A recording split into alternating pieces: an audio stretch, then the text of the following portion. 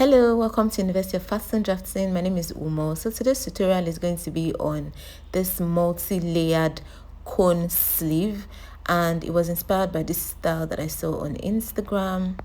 However, hers is a dress with princess darts and full shoulders, whereas mine is a corset dress with bare shoulders. So I just literally pinned this to the dress form. So if you're looking to create this style, then you should actually attach it to a dress that has full shoulders or whatever, maybe a blouse or something that has full shoulders, so that you have something to attach the sleeve, multi-layered cone sleeve to. So I'm pretty sure you've been admiring the dress and you've been wondering when you'll be able to make these sorts of pretty dresses. Well, you're just one message away from actually becoming a pro. This dress was actually created during the Evening Dress and Draping Masterclass. So if you're looking to improve your skills, if you're looking to, become a pro, move from just the regular roadside tailor to becoming a pro, then you should actually join this class. It's a really fun, detailed and interactive class, and it is beginner friendly. So to find out more, please send a WhatsApp message to the number that you can see on the screen, or to purchase the full course, please follow the seller link that you can see in the description box. So let's get right into our class for today. Here are the materials that you're going to be needing. You need fabric, you need a protractor, you need your pattern master, you need a writing material, you need tailor's chalk, you need your fabric as well as your paper, scissors, and then you need collar stay. You also would be needing hemming gum. So this is hemming gum, and then here is the kind of collar stay, the fusible interfacing that I'm calling collar stay. So this is a kind of fusible interfacing where it is really thick. One side is really shiny. The side that is shiny has the gum. You can see how thick it is. When I squeezed it, you can see that it's not fabric. It's actually very thick paper. Do you understand? So that's what we're going to be using. So first off, we're going to go ahead and create the circles. So to create the cones, you have to first create circles. So the radius of the first circle is 8 inches. That's what you saw me measuring with my protractor. Can you see that? I had to extend the pencil of my protractor, by the way, so you might need to do that. So the pencil of my protractor is actually longer than the length of my protractor, but it's fine. I sure wanted a circle with radius of 8 inches, and that's what I got. So the next circle is, the radius of the next circle is 6 inches. That's what you're going to be seeing me marking on my tape rule. So I've opened my protractor to be 6 inches wide. Do you understand that? So that's 6 inches, and then I'm going to go ahead and draw out the circle. So after drawing out that circle, I'll just go ahead and cut that. So that's 6 inches. Ensure that it's a perfect circle. That's the essence of even using a protractor in the first instance. So this is 6 inches, and then I'll go ahead and cut that out. And then the last circle, which is the circle for the topmost cone, is 4 inches, so 2 inches difference. So if you don't want the space in between yours to be as wide as mine, you can use maybe 8, 7 and 6, meaning 1 inch difference. So after doing that, I'm going to go ahead and cut out a quarter of this circle. So note what I'm going to do now. Fold the circle into 4. Do you understand? 4 equal parts. Can you see that? And then cut out one of those parts. Do you understand? So that means you've cut out a quarter of that circle. So cut out one portion of that circle. I'm just drawing along the lines that I folded. You might not be able to see it, but the lines I folded is actually showing. So I just drew along that line. So just cut that out neatly. Do you understand? So you've literally cut out a quarter of that circle. Can you see that? So I'm going to go ahead and do the same for the biggest circle. Fold that into 4 equal parts, and then press the edges so that when you open it up, you see it will have made marks, and then you just draw out one part of it and then cut that out. Can you see that? So that's a quarter of the circle that you have cut out right there. So just take your time and ensure that you can actually see what you are doing, and then just cut that out. So that's 1/4 of the circle that I've cut out. So I've done that for all 3 circles. Can you see? So I've done that for all 3 circles. Can you see all the 3 circles? 1/4 of the circle has been cut out. So now we're going to go ahead and then mark 3 inches on the rim of the circle. So 3 inches from that 1/4 that you cut out, mark 3 inches. So that's 3 inches, as you can see. So mark that on both sides and then reconnect that back to the center of the circle. So I'm reconnecting it back to the center of the circle. Can you see that? And then I'm also going to cut that out. So I'm going to do that for all 3 of the circles, including the smallest one. So that's 3 inches that I'm marking out. That's 3 inches, as you can see me marking out. And then I'm going to go ahead and cut that out. So I'll do that for the last one too, before going ahead to just cut out everything. So that's 3 inches. So I feel like whatever the because the height of your cone is determined by that radius, the radius of your circle. So if you want a cone that is higher, you can use as much as 14 inches, depending on what you're trying to achieve. So if you use as much as 14 inches, or maybe more than I think like 3 inches, cutting off 3 inches would still be okay. Do you understand that? So I'm cutting out all of the 3 inches lines that I drew. So can you see that? So we've increased what we cut out from the original circle. So after doing all of this, I'm now going to go ahead and iron this to my fabric. So in ironing this to my fabric, ensure that it's the shiny part that is facing the fabric. Do you understand that? So this is what it actually looks like. Can you see all 3 circles?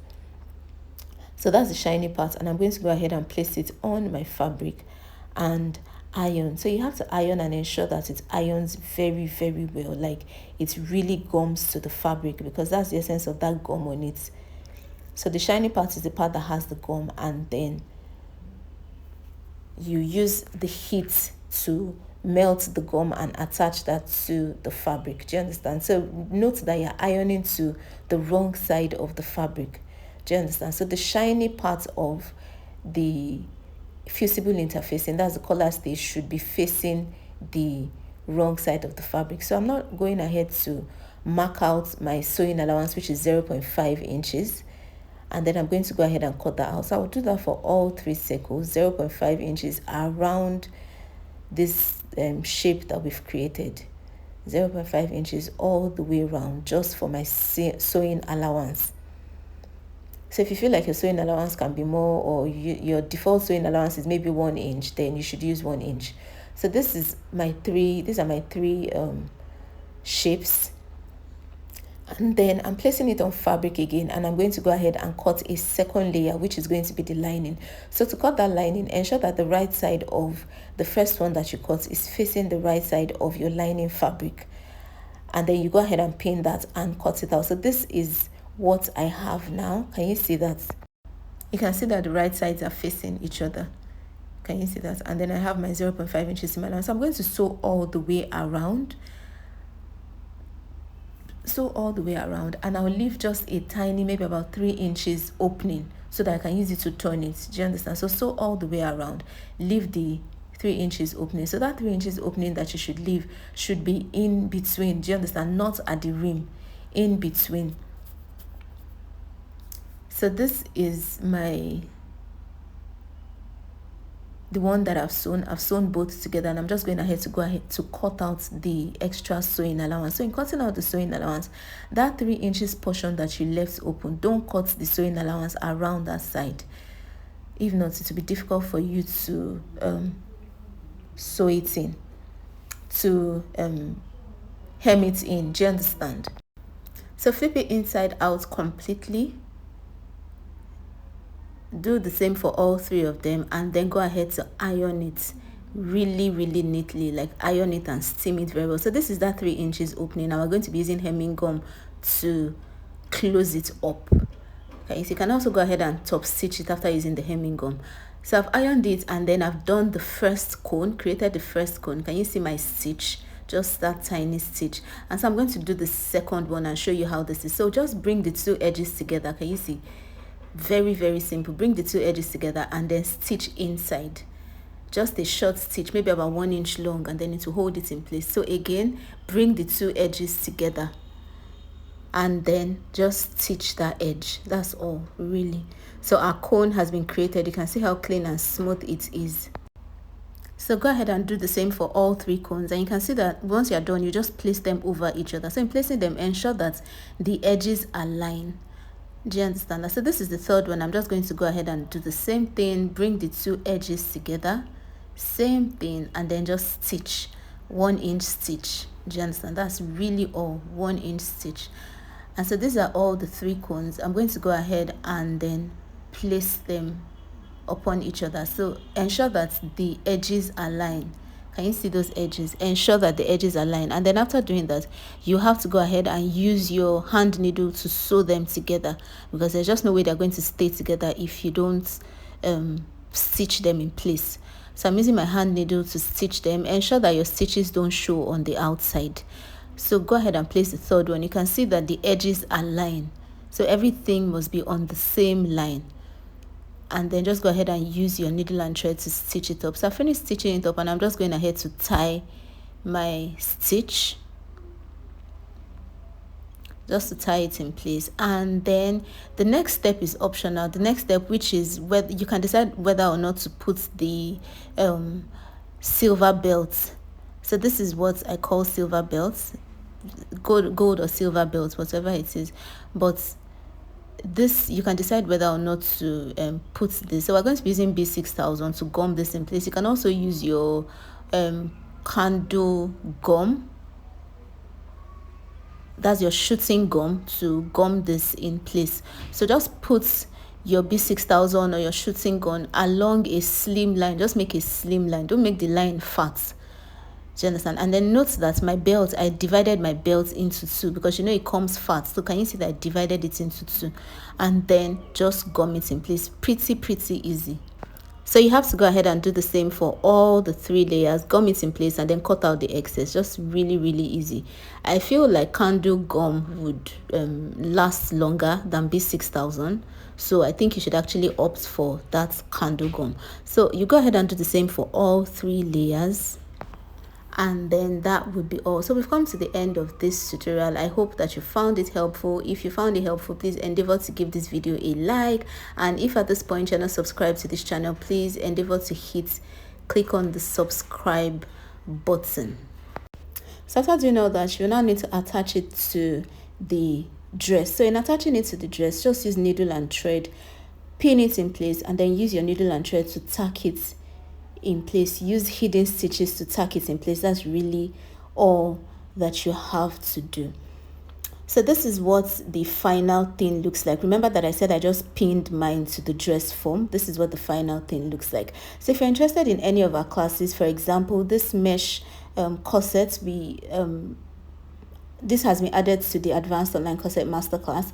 So if you're interested in learning corset, different kinds of corset, then you should join this class. However, if you're interested in learning how to make dresses like this, evening dresses, all of those complex, really nice dresses that you see top designers like maybe Vicky James, Tobo, or all those people making, then you should join this dinner gowns and draping masterclass. So to find out more about these classes and all our other courses, because we have a course on corporate wears and ready to wear, then please send a WhatsApp message to the number that you can see on the screen.